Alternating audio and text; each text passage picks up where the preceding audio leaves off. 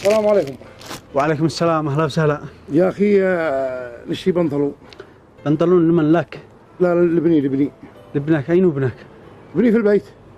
في البيت؟ ليش ما تديه معك عشان نختار له بنطلون؟ يا اخي هو في البلاد اين اشتري الدين من البلاد لهنا. وفي البلاد؟ ايوه. سابر، وكيف نعرف مقاسه؟ يا اخي نزل لي بنطلون عمره 14. عمره 14؟ ايوه. وانا كيف اعرف البنطلون اللي عمره 14 هذا؟ كيف يجي قد بلغ ولا صوته مشحب ولا كيف؟ يا اخي مش عليك هذا، انت نزل البنطلون عاد اعرفه انا هو ابني ولا ابنك. يا اخي كم مقاس ابنك؟ عمره 14 نزله. عمره 14؟ ايوه. عمره 14 هذا كيف؟ عمره 14؟ ما هذا صغير يا اخي الله يفتح عليك، هذا ابن سنتين. يعني عمره كم هذا؟ ابن سنتين هذا ما هذا سنتين.